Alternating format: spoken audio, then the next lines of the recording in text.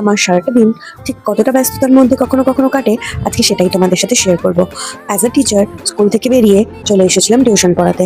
রূপায়ণ আমার কাছে 8টা থেকে পড়ে।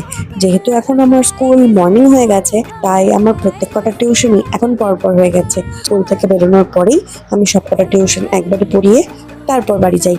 যাই হোক, রূপায়ণকে পড়ানোর পর চলে এসেছিলাম আদিত্যকে পড়াতে। আর এই বাবু বুঝতে পেরেই হেসে দিল। তারপর এই মহারানী সব সময় অঙ্ক করার সময় এত মনোযোগ দিয়ে অঙ্ক করে, কিন্তু সেদিন বুঝতে পেরে গেছিল যে আমি ভিডিও করছি। তারপর আর কি বাড়ি ফিরে ফ্রেশন আপ হয়ে হঠাৎ করেই আমাদের ঠিক হলো একটা কাজের সূত্রে একটু যাদবপুর যেতে হবে। তো বেরিয়ে পড়লাম অ্যাজ ইট ইজ যাদবপুরের উদ্দেশ্যে। রাস্তায় যাওয়ার পথে এই হলুদ আলোগুলো আমাকে এতটাই বেশি আকর্ষণ করে যে বলে বোঝানোর মতন না। এই যে কলকাতায় ব্লগিং শুরু করেছি, আর এই ক্লিপ না নিলে কখনো ব্লগ সম্পূর্ণ হয়। তারপর হঠাৎ করে মনে হলো কি খাবো কি খাবো কি খাবো। যেহেতু আমরা বাঙালি চাটাই বেশি প্রেফার করি, কিন্তু সেদিন একটু কফি খেতে ইচ্ছে করছিল, তাই চলে গেছিলাম একটা জায়গায় কফি খেতে।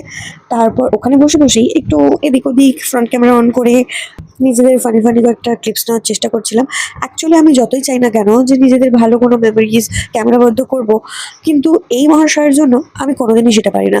তারপর আমরা চলে এসেছিলাম টিপাপিতে, যেখানে ওর কয়েকজন ফ্রেন্ডসরা ছিল, সাথে আমিও ছিলাম। যেহেতু ওর একটা ফ্রেন্ড সাগরদার বার্থডে ছিল সেই উইকে, তাই বার্থডে ট্রিট হিসেবে সাগরদা আমাদেরকে বিরিয়ানি খাইয়েছিল।